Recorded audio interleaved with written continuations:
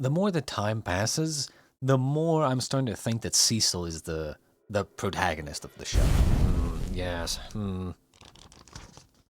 Ah, yes.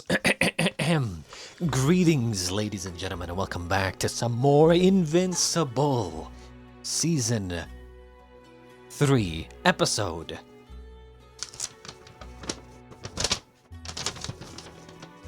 4. That's right, previously, on episode 3, we had a bunch of nothing. That's literally what I wrote down. A bunch of nothing. Also, that kids are dumb. That's right, kids are dumb. That's what I wrote down. I also wrote down wasting too much time. That's right, last episode definitely just wasted a lot of time. There was like a whole opening sequence where they showed like two random guys who were quote-unquote forced into crime. The episode really highlighted the fact to me that the show is wasting a lot of time. It's like they like holding the Viltrumite Empire invasion thing as like a Thanos situation where they're kind of just having them there, but you don't know when it's gonna happen or what or when or how. Meanwhile, all the characters that are on Earth, you know, our protagonists and whatnot, they just they're not doing anything. They're just kind of handling some random B-class villains, C-class villains. It's like, we don't care. We just don't care, right? Like, it just feels like a bunch of nothing. It just feels like a bunch of nothing. But let's hope that episode 4 will prove me wrong. You wanted to come, Rex. Yeah, but I'd forgotten how boring this is. Come on, let's go get a drink. We need groceries. No one's gonna cook for us anymore. What did you guys do before, back on Teen Team? You're actually gonna make us dinner tonight? I'm gonna try. Is this a zucchini or a cucumber? I didn't even get that far. Or they could just get some Know how pizza. to cook? No, but that's what the internet's for. Rex! This has got to be the most useless and pointless scene I've ever seen in my entire life. Got it covered. Okay, finally. At least now the scene makes sense, right? If that guy didn't attack, this scene would have been absolutely the most pointless and useless scene I've ever seen. You're an ass kicking. Come Especially on a on. show like this. Fuck. I'm sorry, Mark. This is too damaged to ascertain who built it or who was controlling it. I believe that was by design. You can't tell me anything about it. It's of Earth origin, and it's extremely sophisticated. That's all. You should be careful. Whoever made this has significant resources at their disposal. Significant resources, huh? Shit, I know that look. Tell me you're not about to do what I think you're about to do. If I was just about to say, if he actually thinks that this is Cecil, he's kind of stupid, not gonna lie. I don't think Cecil would ever be that obvious. And then you, instead of just calling him and checking in, just, you just attack? Like, come on.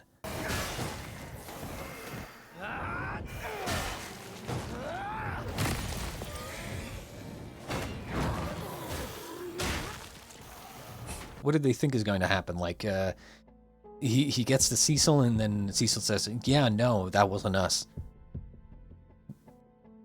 Then what? What exactly is Mark's grand plan here? Cecil says, nope, that wasn't us. I don't know. And then he's like, sorry about, the fact that I just attacked your government military base full of your weapons. Sorry I killed them all, or destroyed them all.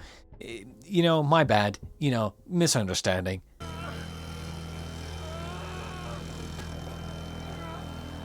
And what a surprise, he lost again. He always seems to lose. Has Mark ever actually beaten anybody or, won any fight? Ever? What are you doing here, Mark? Other than costing taxpayers millions of dollars and assaulting a government institution.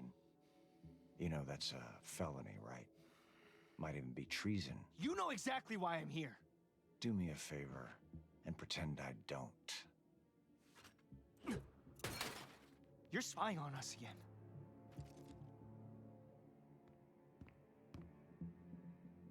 Whatever that thing is, it's not ours. Don't lie to me, Cecil. If we wanted to spy on you, you'd never know it.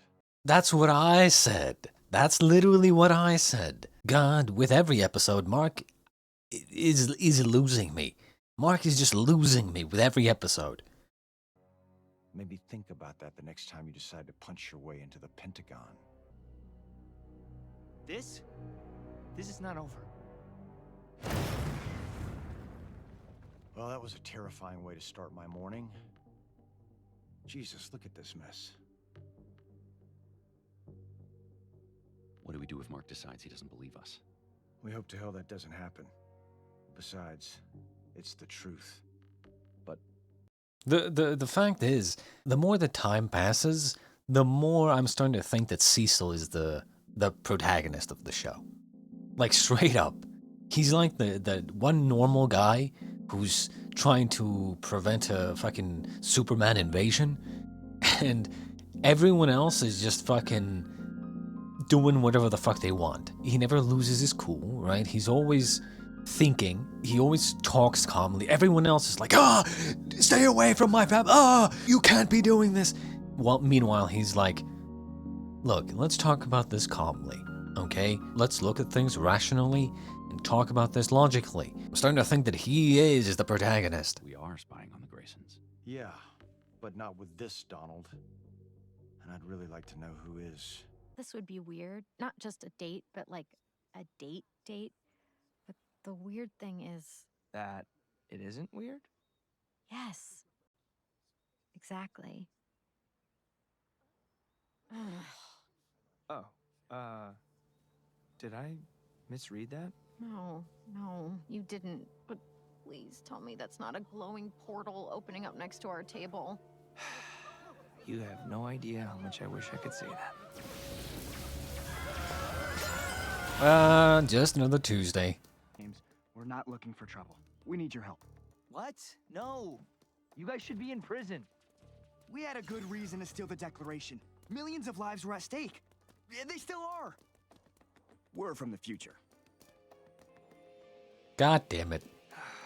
You have 10 seconds to explain. We need you to help us overthrow our king. We saw you before. We realized all the stories were true. You're the only one strong enough. If they're from the future, this would be a great opportunity to be like, the future is in danger because of the Viltrumite Empire attack, and we lost in that future, but now it's up to you to change that future in the past, in the present, right? It's that kind of thing. Are you sure about this? Yeah, I'm not ruining our date just because... Mark!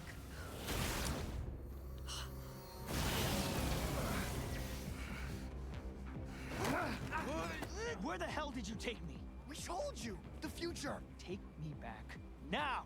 But you're... Honestly, Mark is actually right here in my opinion, but his motivation for being right is wrong. The reason he's right is because you don't really want to meddle with time, but... We'll prove we're the good guys.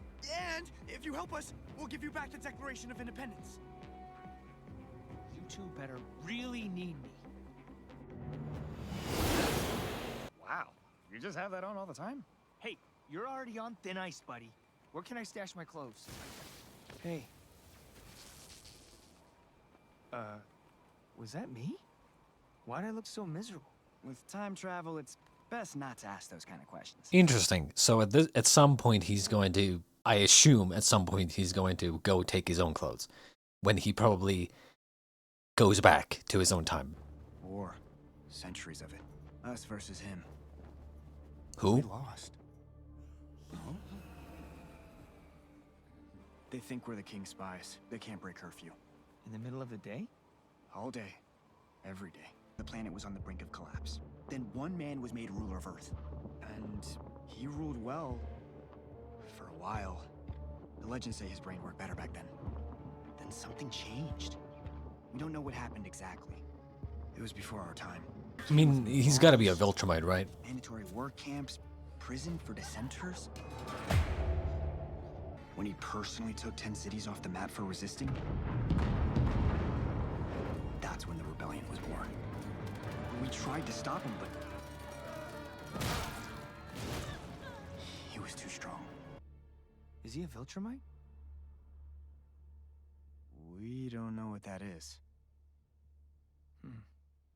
Okay. How can I help?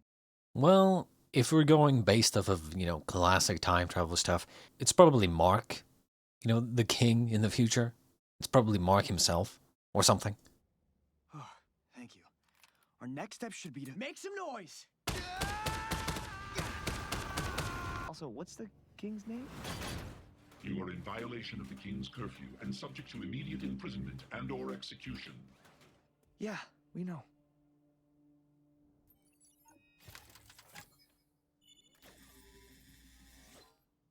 Invincible. We've been waiting for you.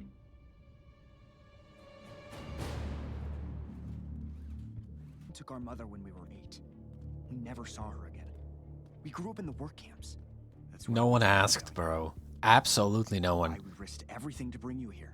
See, this would be like a good storyline to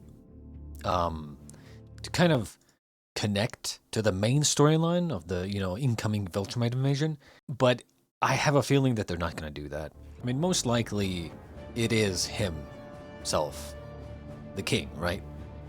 That's why they haven't shown him, and they didn't say what his name is.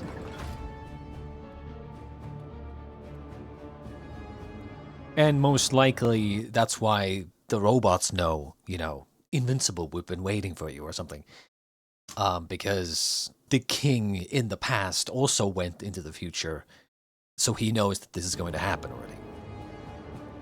Classic, classic.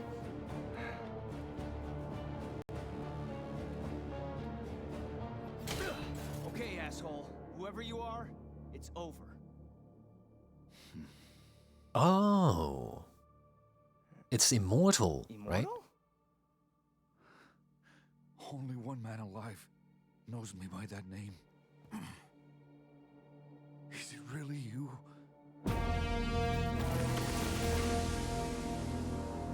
Invincible. You're the king of Earth? Mark Grayson. You finally came. Thank God. It's been so many years. Look thin. Weak. Have you been sick again? I thought they found a cure for you. This isn't about me. What are you doing? Are you hurting people? You left me no choice. It was the only way to bring you back. I didn't want to do it, but I had to force your hand. What are you talking about? I'm not a viltrumite! You shouldn't have left me in charge. You're the Emperor. You should have known it was too much for me, especially after so long. I didn't want the responsibility. I was tired, ready to move on. I told you that, but you said I was the only one you trusted. Kate, you just got engaged. In the past, I mean. I've had hundreds of wives. I've outlived everyone I've ever loved. Do you know what that does to a man? Century after century after century. No, but... Of course you don't. You were the lucky one. The gifted one. Your family could endure. This conversation, or, you know, his rambling is very... Half of it is nonsensical. The other half is almost like he's giving certain spoilers to things that might be coming up in the future in the show. Like he mentioned something about like an illness or sickness or something. What do you want me to do? End my torment. Kill me. What? I'm a mere husk of who I was. Be merciful. End my suffering and the suffering of this planet. It's the only way for humanity to rise again. This is Honestly, he's gonna write. Mark. I think. Look, maybe the me that you know would kill you, but I don't do that. You left me here. You made me into this monster.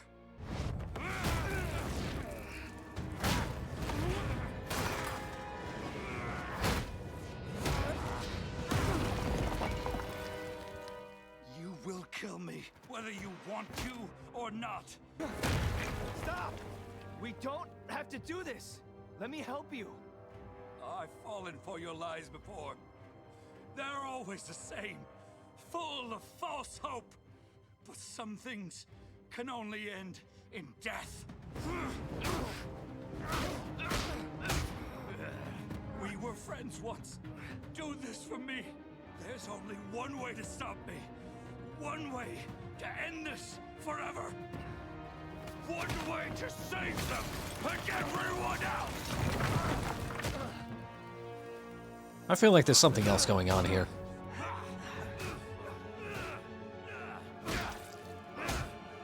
What kind of man lets others die because he won't act? This is the only way. Please. Enough!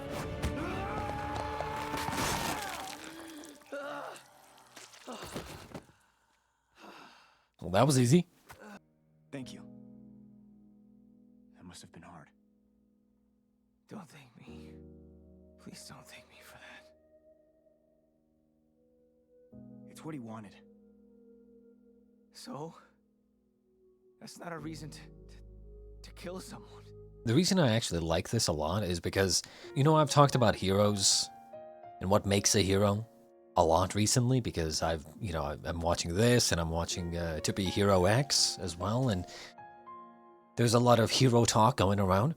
I think the idea that, you know, Mark, or the hero essentially, takes upon himself the burden of killing somebody or multiple somebodies for the betterment of everyone else. Like someone who doesn't like killing, but kills the bad guy or kills the serial killers or big villains so that they can't hurt anybody else again. Essentially, he takes upon himself the burden of becoming a murderer for other people's happiness. And then slowly that burden corrodes his mind and, you know, he becomes depressed and stuff like that because he doesn't want to kill, but at the end of the day, he does it for everybody else. And then obviously we as the audience feel sad for him because he has to take, you know, this burden upon himself and stuff. I really like that idea. Look, I know you're not happy, but you saved our world. Thank you. Just take me home.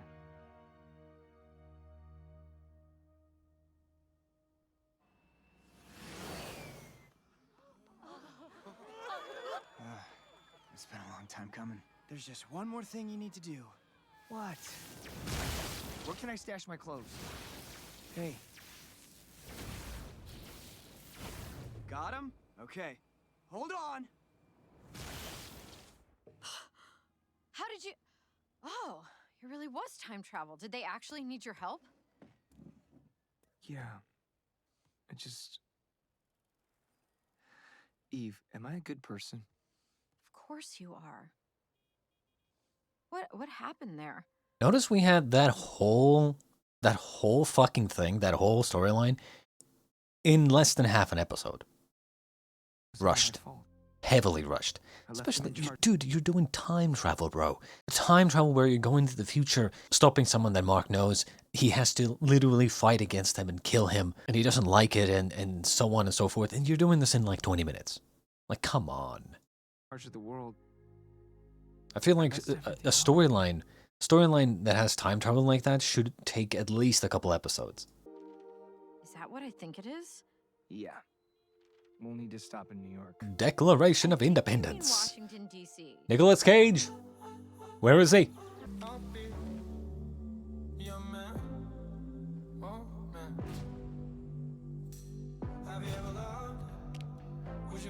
What the fuck am I watching right now? What is this montage that they're doing? Bro, you've had these characters together for one episode, and you're already doing a montage of their relationship? What? Brother, leave it for the end of this season. Like, seriously. Most of the things that they're showing in this montage are things that happened when they weren't, when they were just friends. They weren't even together. Like, what the fuck is this? What? This is dumb and way too soon. But I love you. I don't know if it's dumb or not, but I love you too. Light years away, Alan the alien sits in a viltrumite prison cell. These shackles cannot hold him. These walls cannot hold him. This prison cannot hold him. Just a brief recap for those of you with short attention spans. We don't need a Forced recap, into a bro. battle against Anissa, a viltrumite with a fearsome reputation. Alan let himself be On, man. With you on our side, we can win this war. I'm not on your side. I'm not on anyone's side. I disgraced my people. I betrayed my family. Oh my God, this again. I abandoned cannot my take this sons. anymore. Why did they not use a I bigger committed laser? crimes against everyone and everything I hold dear. So make it right. Forget your people. Unbetray There your is no family. making it Help right, me. okay? I don't like the idea that they're presenting here, which is, oh, Nolan can make things right. No, he can't. No, he fucking can't, okay? He is pretty much the definition of an unredeemable character. It's not gonna happen. At most, you could make him into some sort of like a storyline where, oh, you know, this viltrumite who betrayed everything and, you know, fucked everything up, spent the next multiple millennia redeeming himself by helping others across the galaxy and across the universe and whatever, and wherever he went he would always help people in every galaxy and blah blah blah, right? Like that kind of thing. That's the best you can do with Nolan at this point, to try to redeem him. But like I said, he would have to do this for like multiple thousands of years.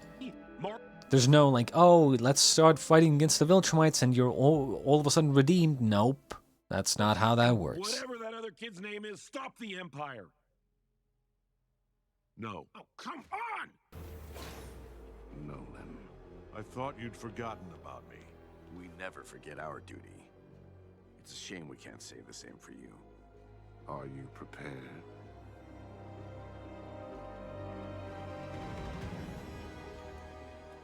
Goodbye, my friend. And with that, dear audience, we rejoin Alan the alien as he risks everything to save a former enemy and brand new friend who doesn't wish to be saved. It's not your time to die yet, pal. Do you have anything to say in your defense? Let the ritual continue. May you die with more dignity than you lived.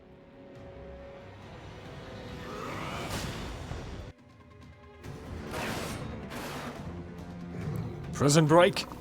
Everyone, I am now your new master. Follow me to freedom.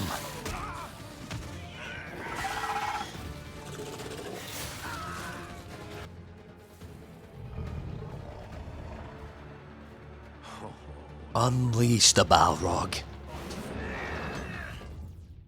Hi, hello, it's Alan. I don't know who's in there, but there is a party going on outside. Who possesses the courage to dare free? Oh, it's this guy. That would be me. Viltrumites? Oh man, yes, we definitely got them. How many? This is getting very specific. There's like 3, but one's a pal, so hands off him. But the other 2, they're fair game. Fair game. This term pleases me. I like this guy. Come on, Nolan, we're coming. I like that guy.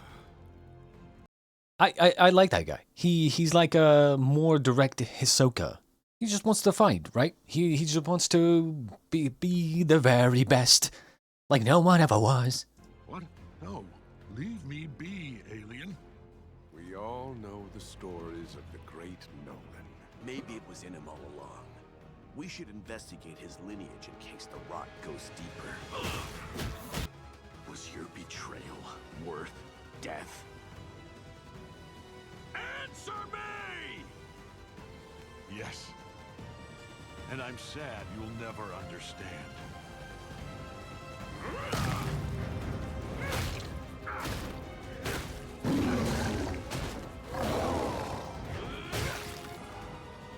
Choose your last words.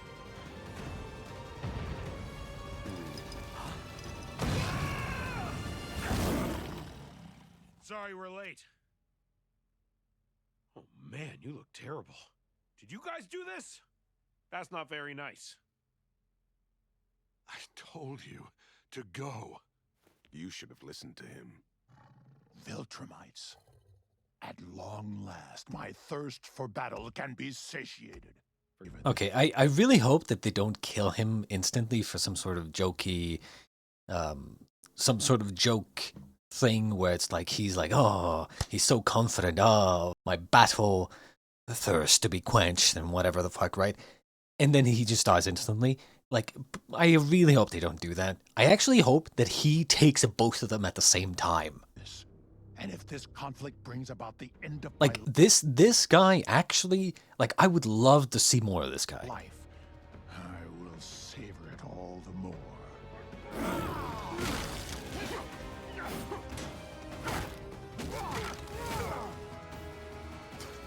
I'll kill you for that. Open.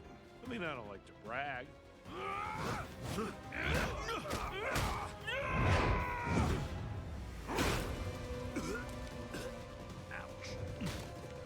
No!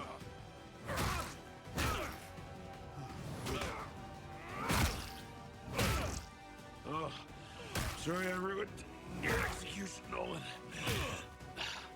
Looks like I'm going first.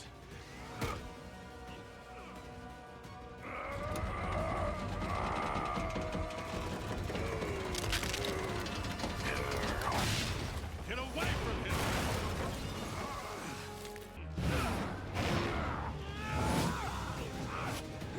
All right.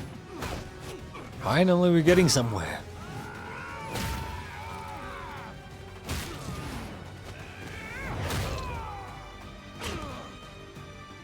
That was kind of a weak battle, not gonna lie. I expected a lot more. These are like Superman level beings, right? I expected like straight up. I don't know what I expected. You know that if you've ever seen The Matrix 3, Matrix I don't even remember what the third movie was called. But basically, when Neo and Smith, you know, are fighting in the air, flying and stuff, and then they're, you know, they punch each other at the same time, and then there's like a massive shockwave bubble that blows out, right? I was kind of expecting that level of power when two Viltrumites or like, you know, people at this level fight each other.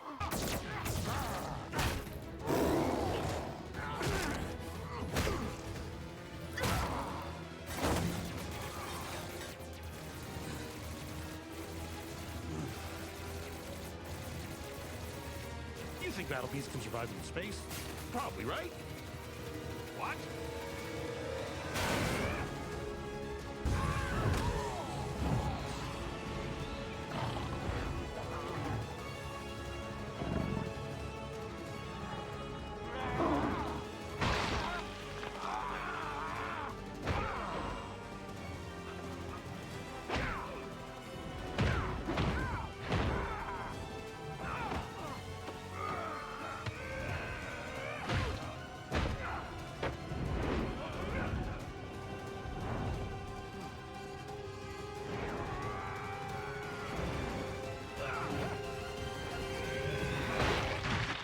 Okay.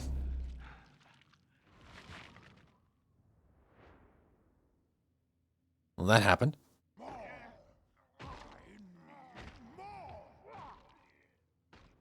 Mommy must be around here somewhere. I hope that lion guy, I actually want him to become a bit bigger character. I think he's one of my favorite characters. He just seems so like, you know, like battle hungry. I kind of wish they would like show him more and actually make him like a bigger, more deeper character. Maybe we can hotwire that fine-looking hunk of metal over there. No one's coming. What? We don't need to worry. No reinforcements are coming. I mean, there was definitely time for the prison to make a distress call back to Viltrum HQ. They'll know what happened, but they won't come. They can't. Okay, I'm going to need a little more to go on than an incomplete thought and a mysterious look. That's what I'm saying. There are fewer than 50 pure-blooded Viltrumites left in the universe. This is the Empire's most closely guarded secret. That's kind of what I expected, actually. I actually said as much, I think, when towards the end of the last season, when Mark and Nolan fought on that like insect planet or whatever, right? And they like left Mark alive, told him that, hey, you need to prepare your planet instead of us or something. Questioned the reason why they would need Mark to do this. And I think I might have said that maybe there just aren't a lot of them. So I would imagine if they have like a bunch of planets under their control already, they would need probably at least some of their forces, some of their Viltrumite forces to you know, make sure that those planets are under control, and they can't send them against you know, new enemies such as Nolan and Alan and Mark and whatnot. It's also why we can beat them. With their story now told, and Nolan and Alan finally free and ready to join the war against Viltrum. The second half of this episode, which was the whole Viltrumite thing here with Nolan and stuff, was easily the better part of the show. I did like the time travel thing here, but this time travel thing should have been, in my opinion, like a whole big arc that should have taken, or should have been at least a couple of episodes, in my opinion, in my humble personal opinion. Because like a time travel story where, you know, where your protagonist goes into the future to help stop something, like, come on, you could tie that in with the future of the main story, like the Viltrumite Empire thing. You could tie that in with that very easily, and like, there could be so much stuff you could do with a time travel story, but it's almost like they just kind of rushed through this in like 20 minutes. It was so, like, it's such a waste. Such a waste. Ultimately, yeah, like, I really like the second half. Actually, now that I'm looking, yeah, they finished the whole time travel storyline in like 17, 18 minutes. That's it. Brother, I can't believe I'm saying this, but like, I think they turned a whole time travel storyline into filler. That's what it feels like. But yeah, I mean, again, you know, I'm a sucker for time travel, so it was still more interesting than whatever the fuck last episode was. Regardless, I hope you enjoyed episode 4 of Invincible Season 3. Hopefully, they will use the momentum from this episode with the Nolan and Alan stuff to then, in the next episode, show us more of that. Show us, you know, potentially Nolan and Alan going to that other Viltrumite who was leading the coalition of planets or whatever the fuck, right?